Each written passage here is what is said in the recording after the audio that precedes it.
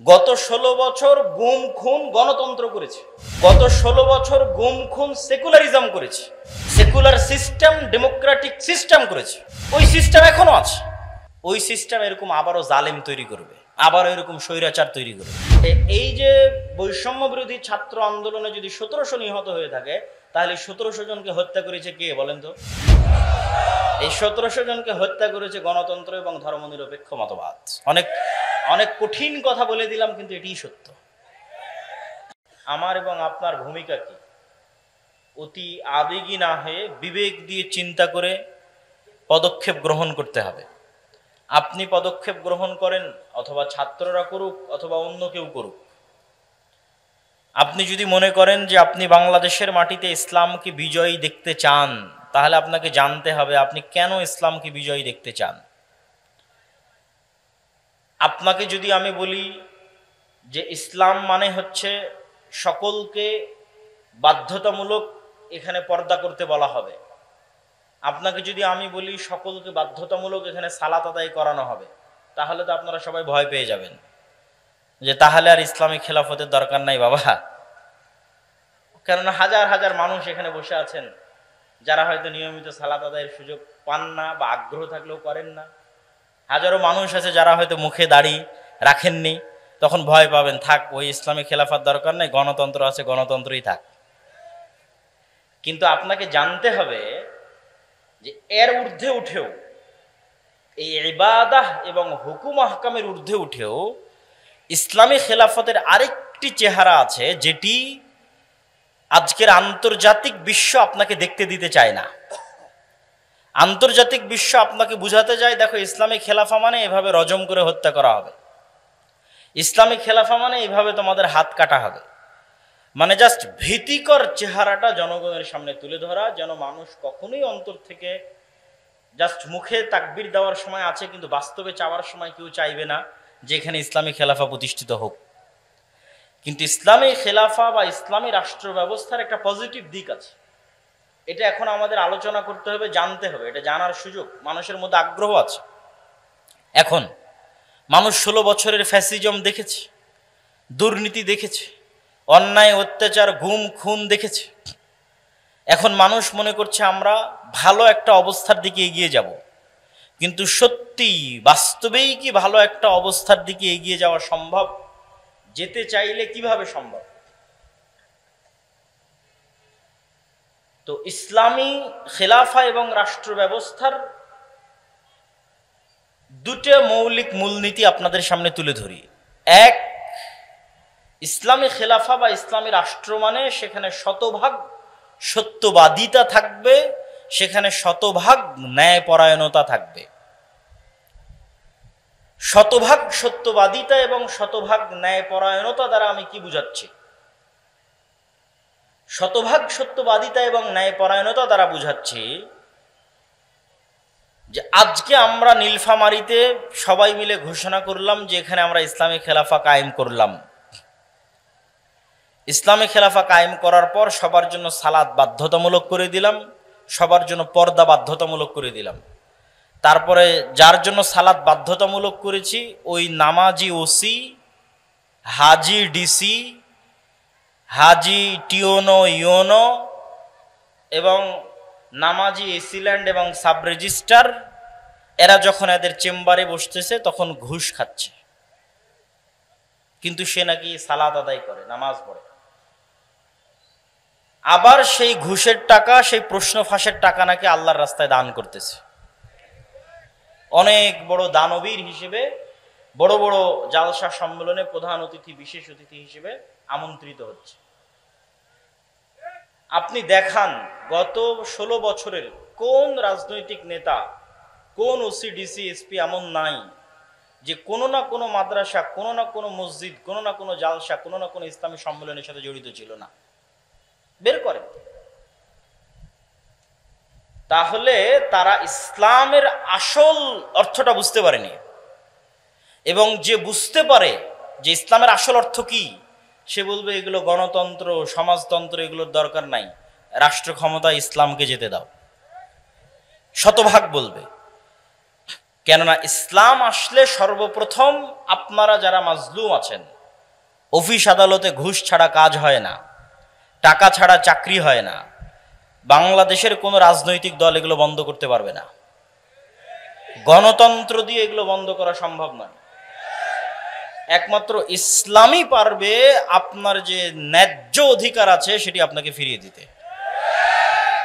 রাষ্ট্রের যত নাগরিক সুযোগ সুবিধা আছে সমানভাবে প্রত্যেক নাগরিককে সেই সুযোগ সুবিধা প্রদান করা মানে ইসলামী রাষ্ট্র প্রতিষ্ঠা করা, যেটি ওমর রাদিয়াল্লাহু তাআলা আনহু করেছিল। এটা ইসলামী রাষ্ট্রের সবচেয়ে ভালো দিক, কিন্তু সেটিকে আমাদের চোখের সামনে আনতে দেওয়া হয় না। এবং আলেম ওলামা, মসজিদ মাদ্রাসা, ইসলামী দল, ইসলামী সংগঠন তারাও এই বিষয়টার প্রতি ফোকাস করে না। কেন তারা এই বিষয়টার প্রতি ফোকাস করে না? আমার এই বক্তব্য নিয়ে কিছু সমালোচনাও হয়েছে। আমি সত্যবাদিতা এবং ন্যায়পরায়ণতা দ্বারা এইটি বলছি না যে ব্যক্তির মধ্যে তাওহীদ আছে কিন্তু সে সত্যবাদী নয়, ন্যায়পরায়ণ নয়, সে জান্নাতে যাবে না, এ কথা আমি বলছি না। যার অন্তরে তাওহীদ আছে, যে সালাত আদায় করে, সে যদি মিথ্যুক হয়, অন্যায়পরায়ণ হয়, আর আল্লাহর কাছে ক্ষমা চেয়ে নেয়, মানুষের সাথে অন্যায় করে মানুষের কাছ থেকে ক্ষমা চেয়ে নেয়, মানুষ যদি ক্ষমা করে দেয় তো আল্লাহ সুবহানাহু ওয়া তাআলা তাকে জান্নাতে দিবেন। কিন্তু আমি যেটা বলতে চাচ্ছি সেটি হচ্ছে, সালাত যে ব্যক্তি আদায় করে, যার আকীদা বিশুদ্ধ, কিন্তু তারপরেও সে সত্যবাদী নয়, সে তার প্রতিষ্ঠান, ইসলামী দল, সংগঠন, মসজিদ মাদ্রাসা, ব্যক্তি পরিবারে ন্যায়পরায়ণ নয়, তাকে আল্লাহ জান্নাতে দিলেও কোনোদিন রাষ্ট্র ক্ষমতা দিবেন না, রাষ্ট্র ক্ষমতায় যেতে পারবেন না, নেতা হতে পারবেন না। এই জন্য আল্লাহ সুবহানাহু ওয়া তাআলা যত নবী রাসূল পাঠিয়েছেন, সকল নবী রাসূলকে সত্যবাদী, ন্যায়পরায়ণ করে পাঠিয়েছেন। কেন? তাকে তো নেতা হতে হবে। আমার নবী মুহাম্মদ সাল্লাল্লাহু আলাইহি ওয়াসাল্লাম যদি আবু সুফিয়ানের সাথে কখনো মিথ্যা বলতেন, যদি আবু সুফিয়ান রাদিয়াল্লাহু তাআলা আনহুর প্রতি চুল পরিমাণ কোনো জুলম বা অন্যায় করতেন, তাহলে আবু সুফিয়ান রাদিয়াল্লাহু তাআলা আনহু তার নেতৃত্ব মেনে নিতেন না, আর আল্লাহর নবী নিজেও নেতৃত্ব প্রদানে অযোগ্য বলে বিবেচিত হতেন। তো আল্লাহর নবী শুধু মানুষকে ইসলামের সঠিক আকীদার, সালাতের দাওয়াত দেননি, তার ন্যায় নিষ্ঠা এত উঁচু পর্যায়ের ছিল যে তৎকালীন বিশ্বে কোনো রাষ্ট্রনেতা, কোনো কাফের মুশরিক ন্যায় নীতি নিষ্ঠায় আল্লাহর রাসূলকে পার করে চলে যাবে এরকম কেউ জন্ম হয়নি। ফলত সবার মাথা তার সামনে নত থাকতো।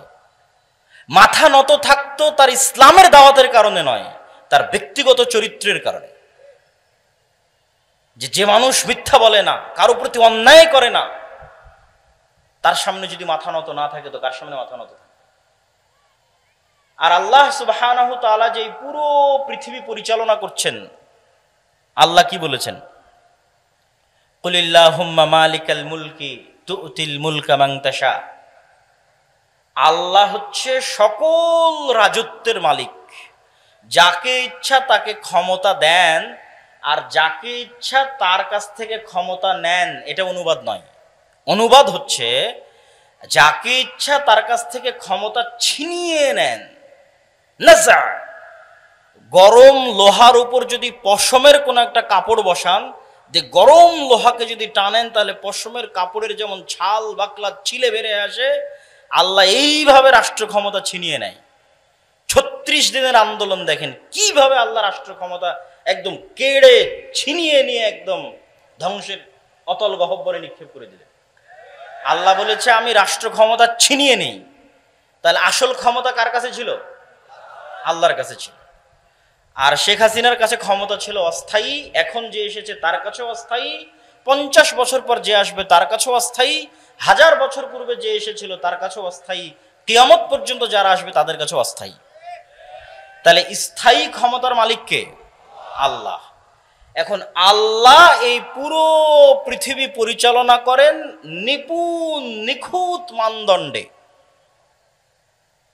আল্লাহ মানুষকে চ্যালেঞ্জ করেছেন যে তোমরা আসমানের দিকে তাকাও, তোমরা কি আসমানে কোনো ত্রুটি দেখতে পাও আমার সৃষ্টিতে? আপনি নিজেকে নিয়ে গবেষণা করেন যে আপনার সৃষ্টিতে আল্লাহর কোনো ত্রুটি আছে কিনা। নাক, হাত, পা, চোখ, মুখ এভাবে না রেখে অন্যভাবে রাখলে ভালো হতো। তো এই পুরো পৃথিবী আল্লাহ নিখুঁত নিপুণ মানদণ্ডে চালান। সূর্যের যেভাবে ওঠার কথা, চন্দ্রের যেভাবে ডুবার কথা, ফেরেশতাদের যেভাবে যান কবজ করার কথা, ফেরেশতাদের যেভাবে যান দেওয়ার কথা, নতুন বাচ্চা জন্মদানের কথা, যেখানে বৃষ্টি বর্ষণের কথা, যা যেভাবে আছে সেভাবে অত্যন্ত নিপুণ এবং নিখুঁতভাবে ন্যায়ের সাথে সত্যবাদিতার সাথে পরিচালিত হয়। তাহলে আল্লাহ তার ক্ষমতা ব্যবহার করেন ন্যায়পরায়ণতার সাথে। এই জন্য আল্লাহ সবসময় নিজেকে কি বলেছেন কোরআনে দেখবেন, আল্লাহ সবসময় নিজেকে বলেছে আজিজুন হাকিম, আমি মহাপরাক্রমশালী তবে প্রজ্ঞাময়। দুটো একসাথে লাগানোর কারণ কি? আল্লাহ যদি বলতেন আমি শুধু মহাপরাক্রমশালী, তাহলে যাকে যা ইচ্ছা তখন তাকে তাই করে দিতাম। কিন্তু আমার ক্ষমতা আছে, কিন্তু আমি হাকিম, প্রজ্ঞাময়। এই জন্য যা করি ন্যায়ের সাথে করি, যা করি সত্যবাদিতার সাথে করি। তো এখন আপনি ইসলামের নামে, আল্লাহর নামে, আল্লাহর রাষ্ট্র ক্ষমতার অংশ আল্লাহর দয়ায় নিবেন। আল্লাহ আপনাকে দিবে রাষ্ট্র ক্ষমতা, কেননা স্থায়ী ক্ষমতার মালিক আল্লাহ। ইসলামের নামে নিবেন, আল্লাহর নামে নিবেন, আল্লাহ আপনাকে রাষ্ট্র ক্ষমতা দিবে। তো যেই আল্লাহ তার ক্ষমতা প্রয়োগ করতেছেন সত্যবাদিতার সাথে, ন্যায়পরায়ণতার সাথে, ওই দুটো গুণ যদি আপনার সাথে ম্যাচ না করে, খাপ না খায়, তাহলে আপনি আল্লাহর দয়ায় কোনোদিন আল্লাহর প্রদত্ত ক্ষমতা পাবেন না। এই জন্য আপনি যত মসজিদে যান, মাদ্রাসায় যান, ইসলামী দলে যান, ইসলামী সংগঠনে যান, যত বিভেদ আছে, যত গন্ডগোল আছে, হানাফি কি, আহলে হাদিস কি, যত মত পার্থক্য আছে, এই মত পার্থক্যগুলোর মূলে মাসালা মাসাইল এবং আকীদার যতটা না ভূমিকা আছে। ধরেন দেওবন্দীদের সবার আকীদা এক, তারপরও শত শত দলে বিভক্ত হয়ে আছে। এক মাদ্রাসা ভেঙে আর এক মাদ্রাসা তৈরি হয়েছে। আহলে হাদিসদের সবার আকীদা এক, তারপরে এক মাদ্রাসা ভেঙে আর এক মাদ্রাসা হয়েছে, এক দল ভেঙে আর এক দল হয়েছে। এই যে আকীদা এবং মাসালা এক হওয়ার পরও যে বিভেদগুলো, এই বিভেদগুলোর মধ্যে ঢুকেন, এই প্রত্যেকটা বিভেদের মধ্যে কারণ আপনি আকীদা মাসালা পাবেন না। কারণ হচ্ছে অন্যায়পরায়ণতা এবং মিথ্যা।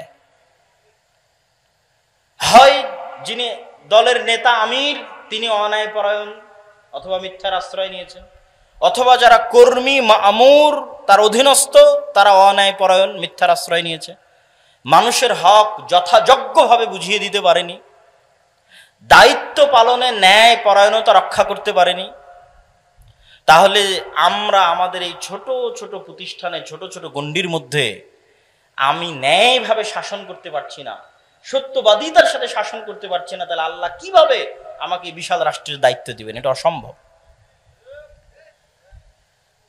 এই জন্য আলহামদুলিল্লাহ, মাশাআল্লাহ, আপনাদের মধ্যে সঠিক আকীদা আছে, আমল আছে।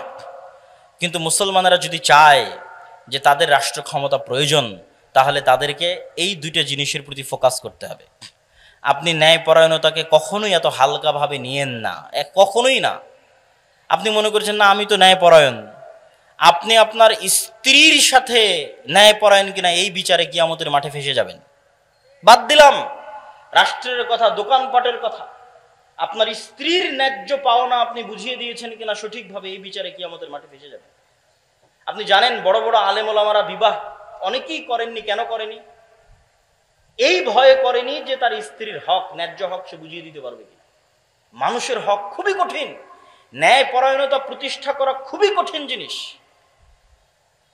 আপনি মনে করেছেন আমি হয়তো সালাত সিয়াম সবকিছু সঠিক আকীদাতে জান্নাতে চলে গেলাম, কিন্তু বাপের সম্পত্তি বন্টন করার সময় বোনকে ন্যায়পরায়ণতার সাথে বন্টন করে দেননি। মানে যেই জায়গায় দামি জমি সেখানে আপনি ভাগ নিয়েছেন, বোনকে দেননি। যেটা দূরে কম দামি আবাদ হয় না সেখানে বোনকে দিয়েছেন। তাহলে এই জমি বন্টনে কি আপনি ন্যায়পরায়ণতা করেছেন? করেননি। তাহলে আপনার মতো দুর্নীতিবাজ চোরকে আল্লাহ রাষ্ট্র ক্ষমতা দিবে আল্লাহর দয়ায়? অসম্ভব। আল্লাহর দয়ায় রাষ্ট্র ক্ষমতা পাবেন না। জোর করে মারামারি করে রাষ্ট্র ক্ষমতা সেটা ভিন্ন জিনিস। আমরা আলোচনা করছি ইসলাম রাষ্ট্র ক্ষমতায় যাবে কার দয়ায়? আল্লাহর দয়ায়। তো আল্লাহর দয়ায় ইসলাম যদি রাষ্ট্র ক্ষমতা যায়, তো মুসলমানদেরকে কি হতে হবে? মুখে বলতে হবে সত্য, কাজে হতে হবে ন্যায়পরায়ণ। পরিবারে, সমাজে, প্রতিষ্ঠানে, রাষ্ট্রে। এমনি দেশ চেঞ্জ হয়ে যাবে। একদিনে দেশ পরিবর্তন হওয়া সম্ভব, একদিনে। যারা রাষ্ট্র ক্ষমতায় আসে এরা অল্প সময়ের জন্য আসে, আর স্থায়ী থাকে কারা? ওই যে পুলিশ হাসিনার আমলে ছিল এখনো আছে, যে আর্মি হাসিনার আমলে ছিল সে এখনো আছে, সচিবালয়ে যে সচিব, ডিসি, ওসি হাসিনার আমলে ছিল, বদলি হতে পারে, কিন্তু ওরাই আছে। এরা হচ্ছে রিটায়ার্ড না হওয়া পর্যন্ত এরা থাকবে। তাহলে আসল ক্ষমতা কাদের হাতে? ওদের হাতে না, আসল ক্ষমতা ওদের হাতে। তাহলে এই যে ওসি, ডিসি, এসপি, সচিব, এদের যদি ন্যূনতম মেরুদণ্ড সোজা হয় আর বলে যে আমরা অন্যায় করব না এবং সত্য বলবো, তো ক্ষমতায় যেই আসুক দেশ ভালো চলবে না মন্দ চলবে? ভালো চলবে। কিন্তু তাদের সেই শক্ত মেরুদণ্ড নাই। আমরা ওই শক্ত মেরুদণ্ডওয়ালা প্রজন্ম তৈরি করতে পারি। সবাই টাকার কাছে বিক্রি, অর্থের কাছে বিক্রি, অথচ তারা সবাই দাবি করে সে অনেক বড় হাজি, অনেক বড় নামাজি, অনেক বড় দানবীর, বড় বড় জালসার প্রধান অতিথি, বড় বড় জালসার বিশেষ অতিথি। এগুলো ইসলাম নয়। আপনাকে সত্যবাদী এবং ন্যায়পরায়ণ হতে হবে যদি আপনি মুসলমানদের সম্মান রক্ষা করতে চান, ইসলামের সম্মান রক্ষা করতে চান। আর সত্যবাদিতা এবং ন্যায়পরায়ণতার উপর এতটা গুরুত্ব আমি কেন দিচ্ছি এখনকার ইদানিং বক্তব্যে, এত সমালোচনার পরেও? ওয়াতাম্মাত কালিমাতু রাব্বিকা সিদকান ওয়া আদলা। আল্লাহ সুবহানাহু ওয়া তাআলা, আপনার প্রতিপালক আল্লাহ সুবহানাহু তাআলার সকল আদেশ সমাপ্ত হয়েছে সত্যবাদিতার উপরে, ন্যায়পরায়ণতার উপরে। মানে আল্লাহ যত আদেশ মানুষকে দিয়েছে প্রত্যেকটা আদেশ সত্য, প্রত্যেকটা আদেশ ন্যায়। একটা আদেশ শোনেন, আল্লাহ আদেশ দিয়েছে কি? তোমরা আল্লাহর ইবাদত করবা, শিরক করবা না। তো এবার কালেমা কি? লা ইলাহা ইল্লাল্লাহ। আল্লাহ ব্যতীত ইবাদতের যোগ্য কোনো সত্য মাবুদ নাই। মানে আল্লাহ ব্যতীত যে মাবুদগুলোর ইবাদত করা হয় এদের মধ্যে দুইটা গুণ আছে। এক, ওরা মিথ্যা, আর দুই, ওরা ইবাদতের অযোগ্য। তো যেটা ইবাদতের অযোগ্য ওটাই অন্যায়পরায়ণতা, ওটাই জুলম, আর ওটাই মিথ্যা। আর সত্য কোনটা? একমাত্র সত্যকে আল্লাহ। আর একমাত্র ইবাদতের যোগ্য ন্যায় কোনটা? আল্লাহর ইবাদত করা। এবং এটা হাদিসেও আছে। রাসূলুল্লাহ সাল্লাল্লাহু আলাইহি ওয়াসাল্লাম বলছেন, তোমরা কি জানো আল্লাহর হক মানুষের উপরে কি, আর মানুষের হক আল্লাহর উপরে কি? তো আল্লাহর হক মানুষের উপর হচ্ছে যে মানুষ ন্যায়পরায়ণ হবে আল্লাহর সাথে, যে ইবাদত আল্লাহ ব্যতীত অন্য কারো করবে না। এটা আল্লাহর সাথে ন্যায়পরায়ণতা, এটা আল্লাহর সাথে সত্যবাদিতা। এরকম করে ধরে ধরে ইসলামের প্রত্যেকটা হুকুমের মধ্যে সত্য আছে, ন্যায় আছে। সম্মানিত উপস্থিতি, তো আপনাকে আগে বুঝতে হবে যে ইসলামী রাষ্ট্র ব্যবস্থা মানে কি। ইসলামী রাষ্ট্র ব্যবস্থায় আপনার কি উপকার আছে, আপনার কি কল্যাণ আছে। ইসলামী রাষ্ট্র ব্যবস্থায় আপনার 6টা মৌলিক অধিকার সংরক্ষিত হবে। 5টা মৌলিক অধিকার দিয়েছে জাতিসংঘ, আর ইসলাম দিয়েছে 6টা মৌলিক অধিকার। অন্ন, বস্ত্র, শিক্ষা, স্বাস্থ্য, বাসস্থান, এগুলোর কথা তো আমরা জানি। তার সাথে ইসলাম আরো একটি যুক্ত করেছে, হচ্ছে সম্মান। আপনার সম্মান রক্ষা করা হবে, ইসলামী রাষ্ট্রের দায়িত্ব। মানুষ যেন আপনার মানহানি করতে না পারে।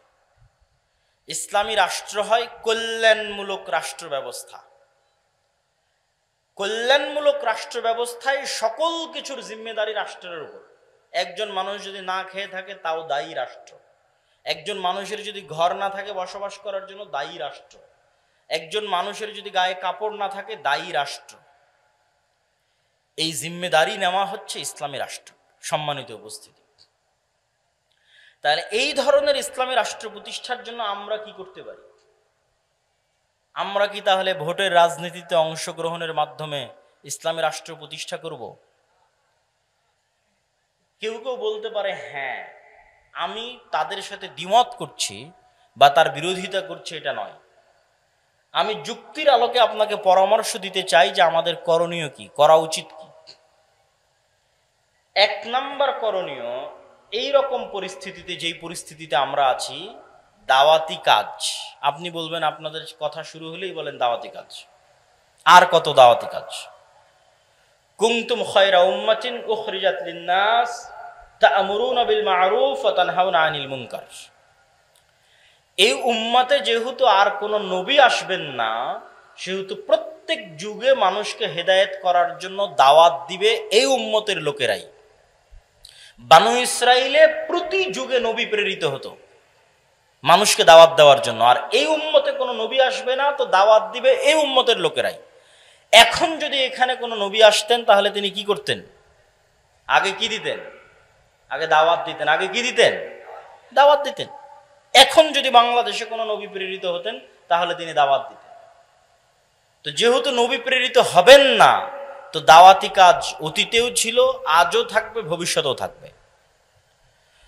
দাওয়াতি কাজে আমরা সফল নই কেন? নবীদের মতো ইখলাস, নবীদের মতো হিকমা, নবীদের মতো সবর, নবীদের মতো কৌশল, নবীদের মতো ভদ্র এবং নম্র আচরণের মাধ্যমে আমরা দাওয়াত দিতে পারিনি। যেখানে মূসা আলাইহিস সালাতু ওয়াস সালামকে ফেরাউনের নিকটে দাওয়াত দিতে পাঠানো হয়েছে, তারপরে বলা হচ্ছে ভালো ভাষায় কথা বলবে, আর আমরা আমারই আর এক মুসলিম ভাইকে দাওয়াত দিতে গিয়ে বলতেছি তুই মুশরিক, তুই বেদাতি, তুই জাহান্নামী, তুই কাফের। তো তাহলে আমাদের দাওয়াতি স্ট্র্যাটেজির মধ্যে, পদ্ধতি কৌশলের মধ্যে ত্রুটি আছে। আমরা যত ইসলামী দল সংগঠন বলেন, আলেম ওলামা বলেন, রাষ্ট্রের টপ লেভেলে যদি কেউ দাওয়াত নিয়ে গিয়ে থাকে তাহলে নিজের স্বার্থের জন্য নিয়ে গেছে বেশিরভাগ। আমরাও নিজের স্বার্থের জন্য নিয়ে গেছি। স্বার্থ মানে কি বুঝতে পারছেন? স্বার্থ মানে যে আমার এই কাজটা আটকে আছে, এই কাজটা একটু করে দিতে হবে ভাইজান। ওসি, ডিসি, এসপি, মন্ত্রী সবার কাছে গেছি, ভাই আমার মাদ্রাসার এটা আটকে আছে, ভাই আমার এই দলের এটা আটকে আছে, ভাই আমার পত্রিকার এই সমস্যা হয়ে আছে, একটু কাজটা করে দেন। কেউই নিঃস্বার্থভাবে শুধু ইসলামের প্রতিনিধি হিসেবে তাকে ইসলামের দাওয়াত দিতে গেছে এরকম নাই। যে আপনি প্রধান উপদেষ্টা ডক্টর ইউনূস, আপনার কাছে আজকে কিছু চাইতে আসেনি, আপনার কাছে দাওয়াত দিতে এসেছি যে এই হলো আল্লাহর দাওয়াত, এই হলো আল্লাহর নবীর দাওয়াত, এর মধ্যে আপনার কল্যাণ আছে। এরকম নিঃস্বার্থ দাওয়াত নিয়ে যাবে নাই। আর নবীগণ সব সময় রাষ্ট্রের টপ লেভেলে দাওয়াত নিয়ে গেছেন নিঃস্বার্থ। ইব্রাহিম আলাইহিস সালাতু ওয়াস সালাম তৎকালীন যুগের রাষ্ট্রপ্রধান নমরুদকে হিট করেছেন নিঃস্বার্থভাবে। নমরুদের কাছে ইব্রাহিম আলাইহিস সালামের কোনো চাওয়া পাওয়া ছিল না। মূসা আলাইহিস সালাতু ওয়াস সালাম ফিরআউনকে হিট করেছেন নিঃস্বার্থভাবে। মুহাম্মদ সাল্লাল্লাহু আলাইহি ওয়াসাল্লাম আবু জাহাল, আবু লাহাবকে হিট করেছেন, দাওয়াত দিয়েছেন নিঃস্বার্থভাবে, কোনো চাওয়া পাওয়া নাই।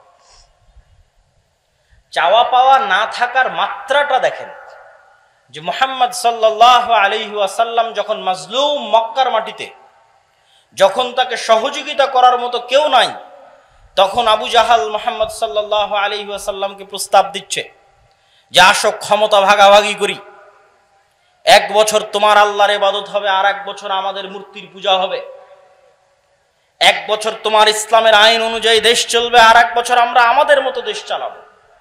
রাসূলুল্লাহ সাল্লাল্লাহু আলাইহি ওয়াসাল্লাম সেই দিন কি বলেছিলেন? লাকুম দীনুকুম ওয়ালিয়া দীন, লা আ'বুদু মা তা'বুদুন। স্পষ্ট কথা, কাফারনা বিকুম, এগুলো এক একটা কোরআনের আয়াত। কি বললেন? তোমাদের দিন তোমরা পালন করো, আমাদের দিন আমাকে আমার মতো পালন করতে দাও। তোমরা যার ইবাদত করো আমি তার ইবাদত করতে পারবো না। কাফারনা বিকুম, তোমরা যার ইবাদত করো তাদের সাথে আমরা কুফরি করলাম। কত শক্ত কথা। ওয়াজতানিবুত তাগুত বলা আছে যে তাগুতকে অস্বীকার করতে হবে। তো তোমরা যার ইবাদত করো, যেই মূর্তির, যেই শিরক করো, ওই শিরকের সাথে, ওই মূর্তির সাথে আমরা কুফরি করলাম, কাফারনা, অস্বীকার করলাম। আপোষের তো কোনো প্রশ্নই আসে না। এরকম নিঃস্বার্থ দাওয়াত আলেম ওলামাগণ, ইসলামী দল, ইসলামী সংগঠন নিঃস্বার্থভাবে নিয়ে যাবে, এটা হয়ে ওঠেনি। তাহলে 1 নাম্বার হচ্ছে ব্যাপক দাওয়াতি কাজ করতে হবে, কিন্তু নিঃস্বার্থভাবে, ইখলাসের সাথে, ভালো ব্যবহারের সাথে, সবরের সাথে। 900 বছর দাওয়াত দিয়েছে নূহ আলাইহিস সালাতু ওয়াস সালাম। আমরা 16 বছরই ক্লান্ত হয়ে গেছি। দাওয়াত দিতে হবে। 2 নাম্বার কাজ কি? 2 নাম্বার কাজ হচ্ছে সমাজ এবং দেশের মানুষের সাথে সম্পৃক্ত থাকতে হবে।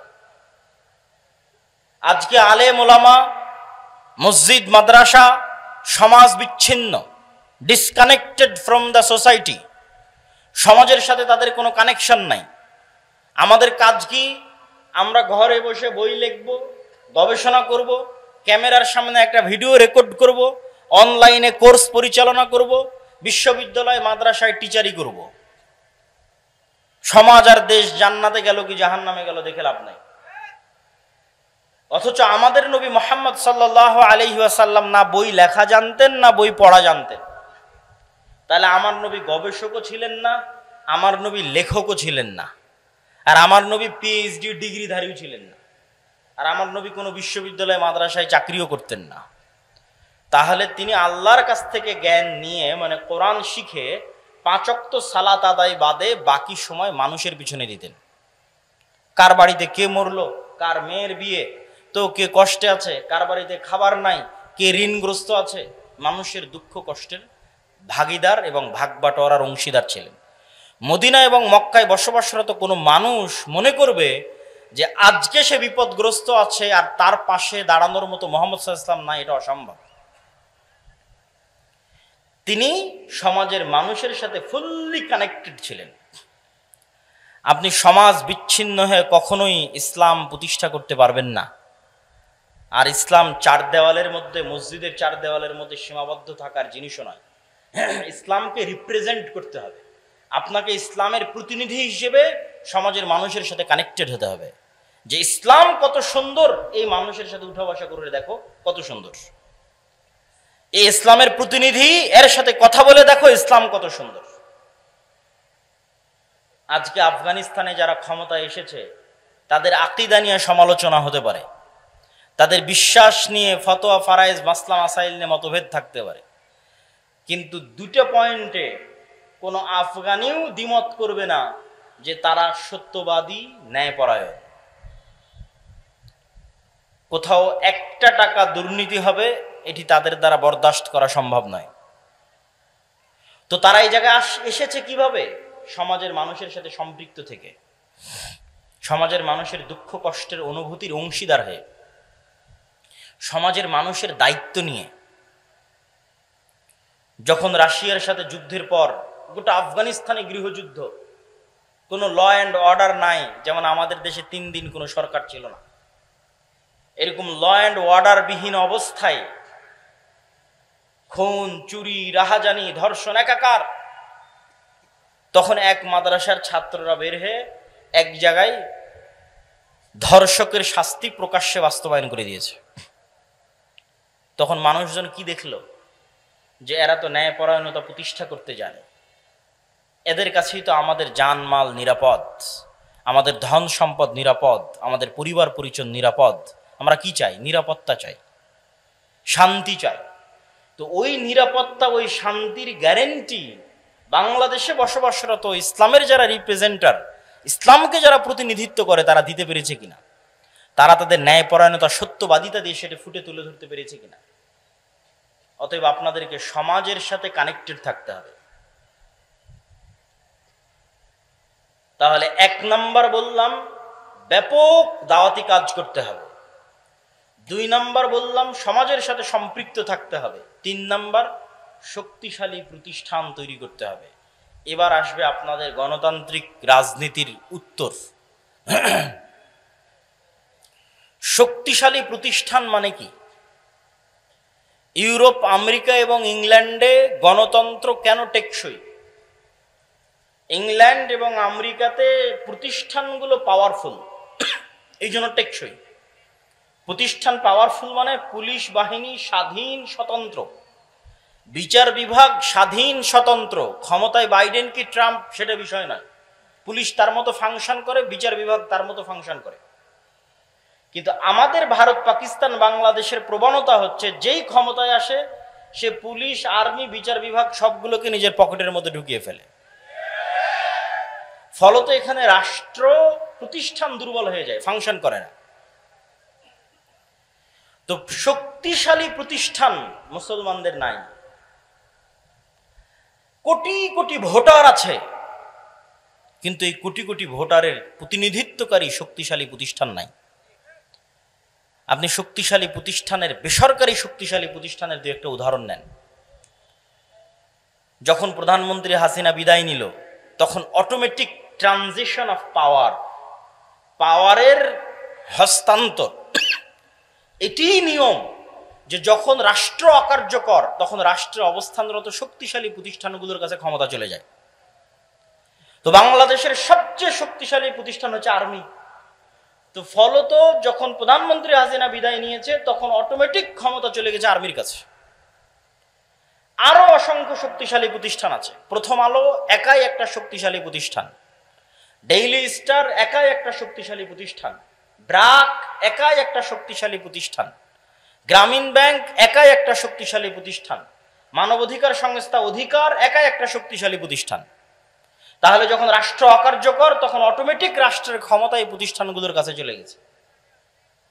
আমাদের কোটি কোটি ভোটার আছে, কিন্তু আমাদের প্রতিনিধিত্ব করবে এরকম শক্তিশালী মিডিয়া নাই, আমাদের প্রতিনিধিত্ব করবে এরকম শক্তিশালী অর্থনৈতিক প্রতিষ্ঠান নাই, এরকম শক্তিশালী মানবাধিকার সংস্থা নাই যে মুসলমানদের প্রতিনিধিত্ব করবে।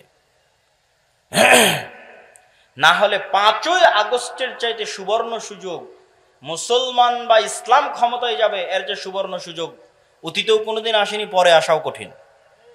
তাহলে কেন পারেননি? কোটি কোটি ভোটার থাকার পরও কেন পারেননি? আপনাদের কারো, এত ইসলামী দলের, এত ইসলামী সংগঠনের কারো শক্তিশালী প্রতিষ্ঠান ছিল না। তাহলে কোটি কোটি ভোটার দিয়ে আপনি কি করবেন যদি শক্তিশালী প্রতিষ্ঠান না থাকে? এরকম 5ই আগস্ট প্রত্যেক 20 বছর, 25 বছর, 30 বছর পর আসবে। কালকে আপনাকে ভোট করে ক্ষমতায় যেতে হবে 5 বছরের জন্য, 3 বছরের জন্য, 4 বছরের জন্য। এটি স্বল্প মেয়াদী পরিকল্পনা। আপনি দীর্ঘমেয়াদে পরিকল্পনা করেন, 50 বছর পর, 100 বছর পর আপনি বাংলাদেশের মাটিতে ইসলামকে বিজয়ী দেখতে চান, তার জন্য কি করা লাগবে সেটা ভাবেন। কাল ক্ষমতায় চলে যাবে এই আকাশ কুসুম কল্পনা 100 বছর থেকে আমাদের হিস্ট্রি পড়া আছে। ইসলামিক খেলাফার পতন থেকে নিয়ে 100 বছর পার হয়ে গেছে। একটা থিওরি পরীক্ষা করার জন্য 100 বছর যথেষ্ট। অ্যাজ এ থিওরি, ডেমোক্রেসি ইসলাম প্রতিষ্ঠার মাধ্যম হিসেবে পৃথিবীতে এখন পর্যন্ত ব্যর্থ 100 বছর। তো 100 বছর যথেষ্ট। আমি যদি একটু বেশি করে বলি তাহলে অনেকেই কষ্ট পায়, তো একটু বেশি করে বলি, অত বেশি করে বলবো না, একটু বেশি করে বলি। 15 বছর বা 16 বছর যে আপনারা ফ্যাসিজম বলছেন, এই ফ্যাসিজমে আয়না ঘর ছিল, গুম ছিল, খুন ছিল, দুর্নীতি ছিল। তো আপনি বলেন তো এই 16 বছর ফ্যাসিজম কিসের নামে চলেছে? গণতন্ত্রের নামে চলেছে। কিসের নামে চলেছে বলেন? গণতন্ত্র। এই 16 বছর ফ্যাসিজম সেকুলারিজম, ধর্মনিরপেক্ষতাবাদের নামে চলেছে না অন্য কোনো নামে চলেছে? হ্যাঁ, ধর্ম যার যার, উৎসব সবার, এটা কিসের স্লোগান? সেকুলারিজমের স্লোগান না, ধর্মনিরপেক্ষতাবাদের স্লোগান। তাহলে ধর্মনিরপেক্ষতাবাদের নামে চলেছে, সেকুলারিজমের নামে চলেছে, লিবারালিজমের নামে চলেছে।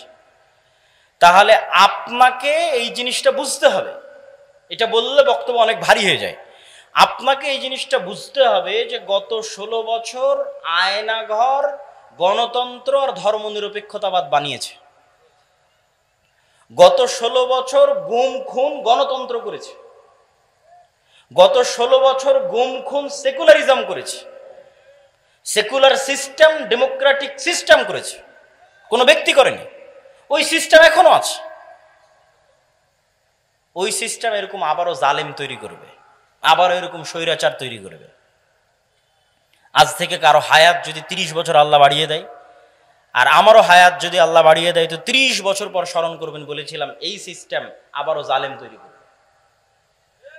কেন? এটা হচ্ছে পাশ্চাত্য বিশ্বের সুবিধা, যে আমাদের সিস্টেম টিকে থাক, সবার রাগ নির্দিষ্ট ব্যক্তির উপর উঠুক। তো সবার রাগ নির্দিষ্ট ব্যক্তির উপর উঠে গেছে, নির্দিষ্ট ব্যক্তি পালিয়ে গেছে, সবাই ঠান্ডা হয়ে গেছে, কিন্তু সিস্টেম কিন্তু টিকে গেছে। তাহলে আপনাকে বুঝতে হবে যে এই যে বৈষম্য বিরোধী ছাত্র আন্দোলনে যদি 1700 নিহত হয়ে থাকে, তাহলে 1700 জনকে হত্যা করেছে কে বলেন তো? একটু জোরে বলেন দেখি, কে? এই 1700 জনকে হত্যা করেছে গণতন্ত্র এবং ধর্মনিরপেক্ষ মতবাদ। অনেক অনেক কঠিন কথা বলে দিলাম, কিন্তু এটিই সত্য। এটা যত দ্রুত মুসলমানেরা বুঝবে, তা আপনি তাহলে কি বলছেন তাহলে আপনি এই সিস্টেমকে অমান্য করে উপরে ফেলে দিবেন? এটা কখনোই বলিনি। কেননা আমরাই আপনাদের সামনে বক্তব্য দিয়েছি যে চলন্ত যার কাছে ক্ষমতা আছে, রাষ্ট্র ক্ষমতা আছে, তাকে আনুগত্য করতে হবে। আমরাই বক্তব্য দিয়েছি এবং সেটার বিরুদ্ধে বিদ্রোহ করাকে আমরা খারিজি মতবাদ বলেছি। কিন্তু সমাধানের রাস্তা কোনটা? সমাধানের রাস্তা ওইটা, সেটা হচ্ছে মানুষ অবশ্যই বুঝবে যে এই সিস্টেম জালেম তৈরি করে, এই সিস্টেম স্বৈরাচার তৈরি করে, এই সিস্টেম দুর্নীতিবাজ তৈরি করে, এই সিস্টেম আমাদেরকে মাজলুম করে। কিন্তু এই সিস্টেমের বিরুদ্ধে শক্ত আওয়াজ তোলার জন্য আপনাদের প্রতিষ্ঠান লাগবে। এরকম 100 বছরও যদি রাজনীতি করেন, ভোট করেন, তো ওই পাওয়ার অর্জন করতে পারবেন না যে পাওয়ার একটা প্রতিষ্ঠানের থাকে, শক্তিশালী প্রতিষ্ঠানের থাকে। সম্মানিত উপস্থিতি, তাহলে আপনাদেরকে দিক নির্দেশনামূলক কি কি বললাম? 1 নাম্বার বলেছি ব্যাপক দাওয়াতি কাজ করতে হবে। 2 নাম্বার বলেছি সমাজ এবং দেশের সাথে সম্পৃক্ত থাকতে হবে। 3 নাম্বার বলেছি শক্তিশালী প্রতিষ্ঠান তৈরি করতে হবে। 4 নাম্বার পয়েন্টটা আগে সংক্ষিপ্ত আলোচনা করেছি, একটু আলাদা পয়েন্ট আকারে এখন বলি। 4 নাম্বার পয়েন্ট হচ্ছে এখন আপনার কাছে যত ছোটখাটো প্রতিষ্ঠান আছে, যত ছোটখাটো মসজিদ আছে, মাদ্রাসা আছে, দল আছে, সংগঠন আছে, এগুলোতে ন্যায়পরায়ণতা, সত্যবাদিতা প্রতিষ্ঠা করেন। যে কোনো একটা ছোট্ট মাদ্রাসায় ন্যায়পরায়ণতা, সত্যবাদিতা প্রতিষ্ঠা করেন, আল্লাহ কবুল করলে ওই মাদ্রাসা থেকে রাষ্ট্র ক্ষমতায় পৌঁছে দিবে। বেশি কিছু লাগবে না, এই 2টা গুণ লাগবে। একটা ছোট্ট সংগঠনের মধ্যেও যদি ন্যায়পরায়ণতা, সত্যবাদিতা প্রতিষ্ঠা হয়, আল্লাহ ওখান থেকেই রাষ্ট্র ক্ষমতায় পৌঁছে দেবে।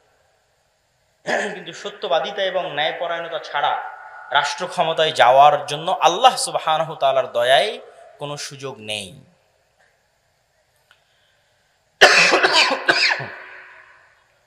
সম্মানিত উপস্থিতি, তাহলে আমরা আমাদের আলোচনার শেষের দিকে চলে আসি যে এই পরিবর্তিত পরিস্থিতিতে স্কুল, কলেজ, বিশ্ববিদ্যালয় সহ দেশব্যাপী যে দাওয়াতি কাজের পরিবেশ তৈরি হয়েছে, এই দাওয়াতি কাজের পরিবেশকে আল্লাহর পক্ষ থেকে নিয়ামত মনে করতে হবে, আল্লাহর পক্ষ থেকে দয়া মনে করতে হবে। আর এই ধরনের জালসা সম্মেলন কেন্দ্রিক দাওয়াতি কাজ থেকেও একটু বের হওয়ার চেষ্টা করতে হবে।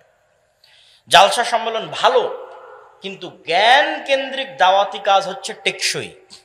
আমার বহু বক্তব্যে আপনারা শুনেছেন, আমি বলেছি যদি জালসা করে জ্ঞান পৌঁছানো বেশি ভালো হতো, তাহলে ব্রাক শুধু জালসাই করে বেড়াতো, আর খ্রিস্টান মিশনারিরা শুধু জালসাই করত। তারা জালসা করে না, ছোট ছোট শিক্ষা প্রতিষ্ঠান তৈরি করে, জ্ঞানের যে রাস্তাগুলো, সিলেবাস কারিকুলামের যে রাস্তাগুলো, সেগুলোতে তারা অগ্রগামী, তারা সেগুলোর অন্তর্ভুক্ত হয়ে আছে। সম্মানিত উপস্থিতি, আল্লাহ সুবহানাহু ওয়া তাআলা আমাদেরকে এই যে সংক্ষিপ্ত বক্তব্য আপনাদের সামনে তুলে ধরলাম, এই সংক্ষিপ্ত বক্তব্য বুঝার এবং এই সংক্ষিপ্ত বক্তব্যের প্রতি আমল করার এবং দেশব্যাপী, পুরো পৃথিবীব্যাপী মুসলমানদের একটা বিপ্লব তৈরি করার তৌফিক দান করুক, আল্লাহুম্মা আমিন। আমি বক্তব্য লম্বা করতে চাচ্ছি না, অল্প কথায় যতটুকু তুলে ধরেছি ততটুকুর প্রতি যদি আপনারা আমল করেন, আপনারা মূল্যায়ন করেন, এতেই আল্লাহ সুবহানাহু ওয়া তাআলা বরকত দিবে। তো আমি আমার সংক্ষিপ্ত বক্তব্য এখানেই শেষ করছি। আমাদের বই পুস্তক বা আমাদের পত্রিকা এগুলো যেখানে পাবেন, স্টেজে হোক অথবা দোকানে হোক, মূল্যায়ন করার চেষ্টা করবেন। আমার সংক্ষিপ্ত কথা এখানেই শেষ করছি। সুবহানাকাল্লাহু ওয়া বিহামদিকা আশহাদু আল্লা ইলাহা ইল্লা আনতা আস্তাগফিরুকা ওয়া আতুবু ইলাইক। কোথায় আছে? স্টেজে? আচ্ছা, স্টেজে মনে হয় বই আছে, স্টেজে বই আছে, আপনারা স্টেজ থেকে সংগ্রহ করবেন। কত বাজে? সময় কত বাজে?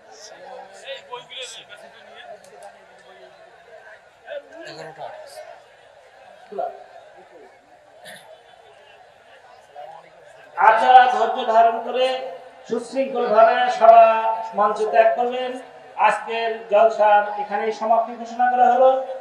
যার যার অবস্থান থেকে সুশৃঙ্খল ভাবে আমরা জলসা ত্যাগ করবো ইনশাআল্লাহ।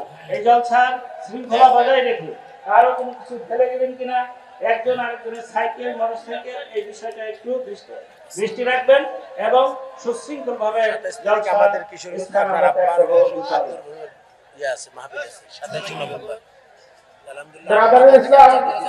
আসসালামু আলাইকুম।